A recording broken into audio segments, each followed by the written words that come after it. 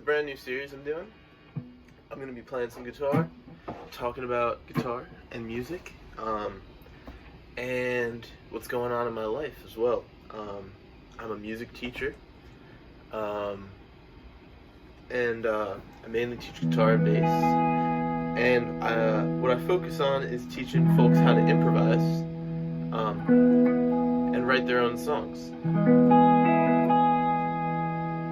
So, I've got this beautiful Telecaster plugged into some pedals. I've got a Tube Screamer overdrive, a little vibrato, a little delay, and some compression.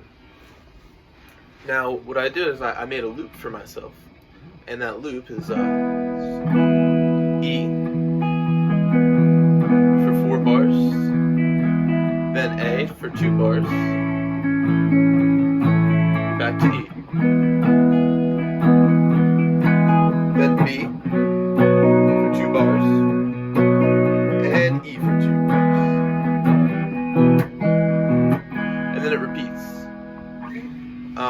So it's kind of like a 12-bar blues idea, but more down the country route because I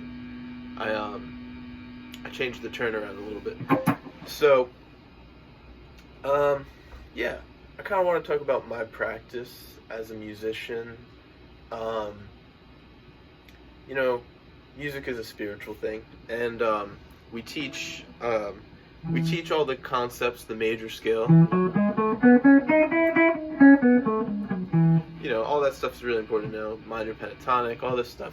But, you know, once you know a few things, I think a real question for us becomes, well, like, now how do we navigate this new information that we have?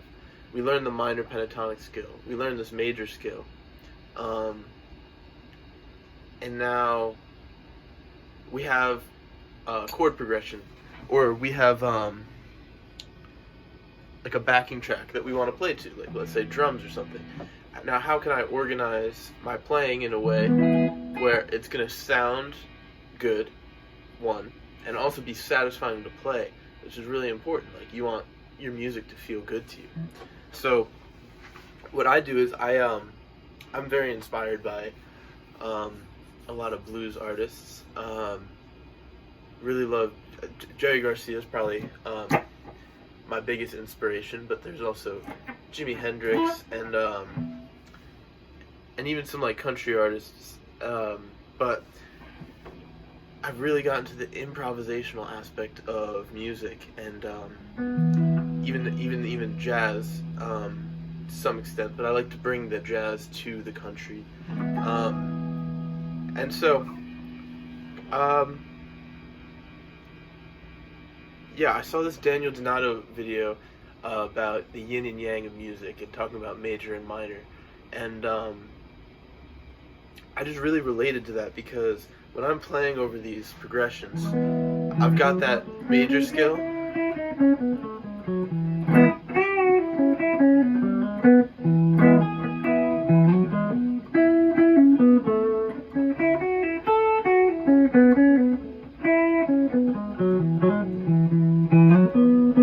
so this is a demonstration of the major scale over all the chords,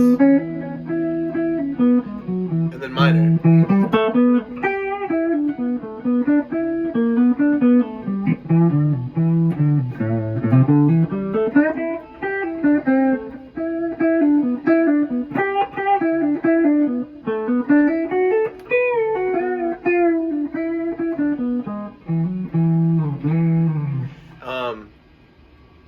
And what's so cool is, I mean, you can learn to navigate one or the other, right? But just this idea of being able to shift while you're listening to the chords, shift from major to minor, is like a really important idea, because if you start to feel pigeonholed, or like you're about to make a mistake or something like that, which is going to happen all the time if you're a guitar player playing over some chords, you have somewhere to pivot to. That's like, oh, this is a new direction that I can head in. So let me take an example. I'll be playing over this E chord, and I'm gonna start with major, and when I get lost, I'm gonna point it out and just be like, all right, I'm switching to minor, and then you'll see minor will kind of take it back into this kind of intense, like frantic energy a little bit, and then the major will then calm it right back down, kind of bring us in for a landing, so to speak. So here, I'll get the chords going, and then I'm gonna start with major.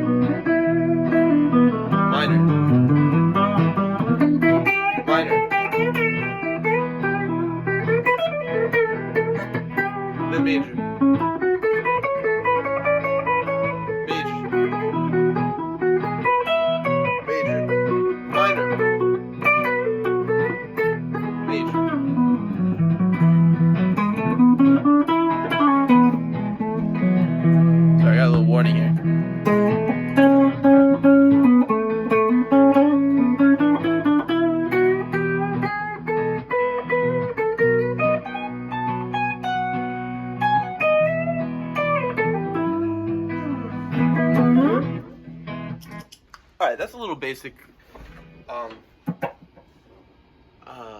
walkthrough of what I'm doing. There's obviously a lot of little details in there, and also some things I still have to work out. But yeah. So, what's going on in there? First of all, I'm alternate picking.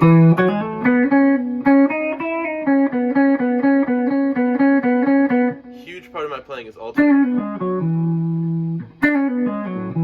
And I kind of get this idea where, I guess it's called economy picking, where if I'm trying to go down the strings, I'm using a lot of down picks, and if I'm going up the string, I'm using all up picks. And if I'm kind of sticking, going up and down, then I'll be alternating, especially on the same string.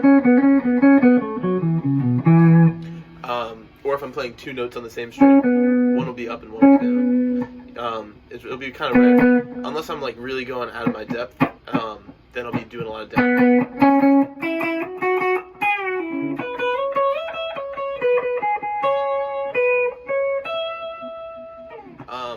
But that alternate picking is huge.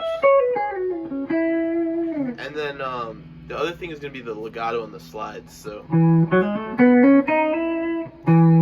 this is the major scale. So that's played straight, and then that's with hammer-ons. And you can do it in different ways.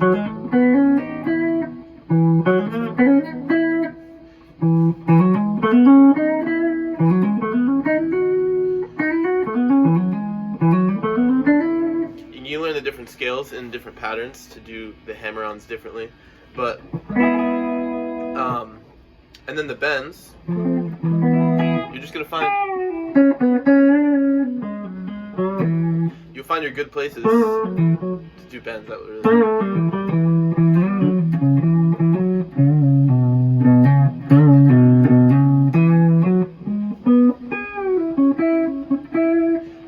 With a bend, you're usually gonna want to know the note that you're targeting with the bend. So like, for example here,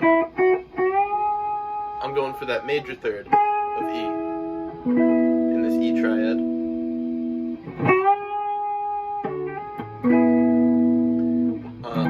show you.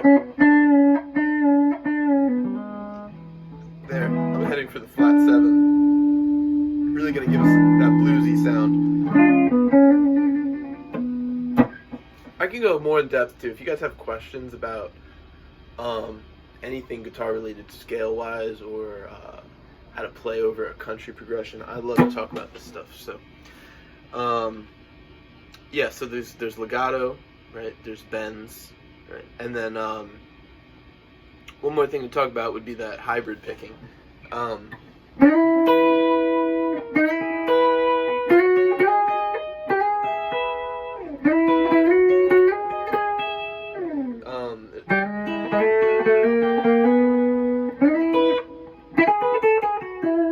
So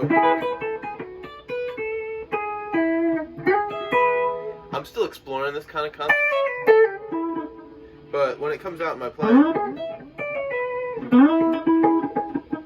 I'm picking down here, and then I'm using my middle finger and sometimes my ring finger to pick those notes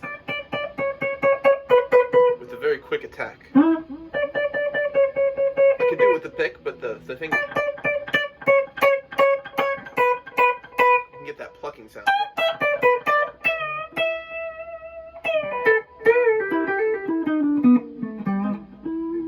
So like you can get that with the pick if you really did, but that's not going to be convenient all the time. So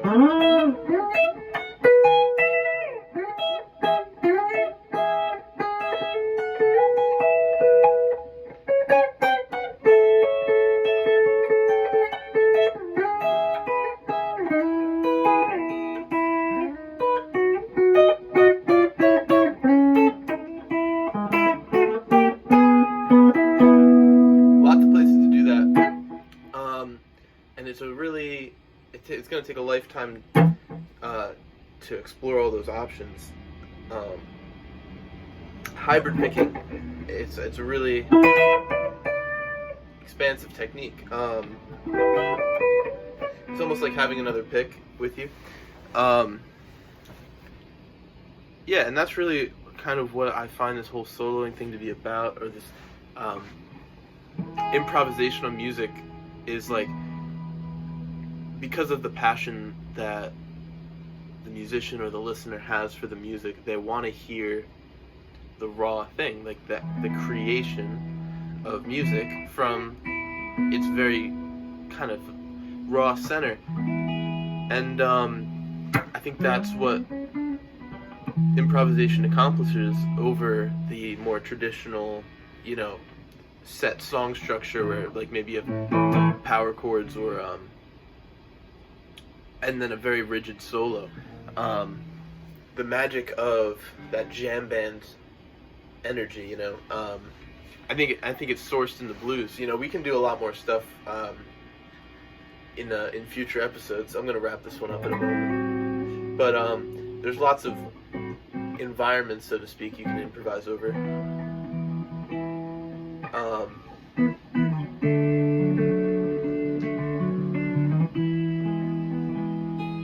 And so I just kind of want to talk about the landscape of music as I see it, and what I'm focusing my energy on. So just as I'm wrapping up so this is a new series on my channel, and I do want to diversify my channel. So I want to make different types of videos, not just guitar playing. I want to include my voice a little bit more. I want to eventually make some more teaching style videos. This is more of just a ramble and a vlog, I guess you could say. Yeah, so if you could, you know, come watch these videos, subscribe so that you can see when I'm doing future episodes, and comment really is what I want most is comments. I really want to communicate with this community. I find there's just so many beautiful people in the guitar music improvisational scene. I've really met a lot of wonderful people. So I want to share my experience Um, yeah. So enough about the channel. A little bit more about me. I teach music nearby. I'm based in New Jersey, and I'm getting another opportunity to potentially teach at another program, which would be great. I'm trying to do this full time. I'm 22, so I'm getting by now. But I definitely want to. I'm looking for more opportunities to teach. So if you're looking for lessons, you can. I love to do video lessons too. If you're so inclined and you'd like to email me, my email will be in the description. And yeah, and I'm also going to try. I have a meeting to discuss whether I'll be able to run this jazz program in my town, which would be fantastic because just the art form of jazz is so important to American culture. I would just be honored to be able to share that with the next generation. Yeah, so that's kind of what's going on in my life right now, as well as we played some country, and you know, I could play us out with some playing, and then yeah, and then I'll see you next time. So yeah, cheers, and thanks for watching.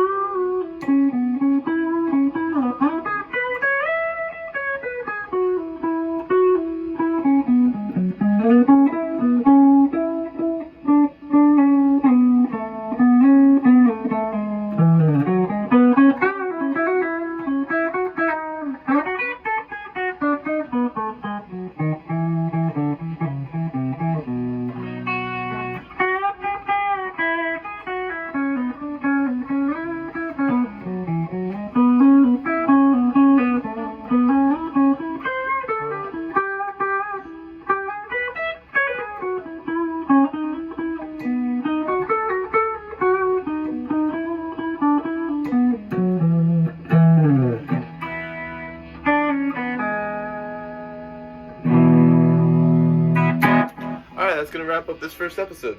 Thanks for joining.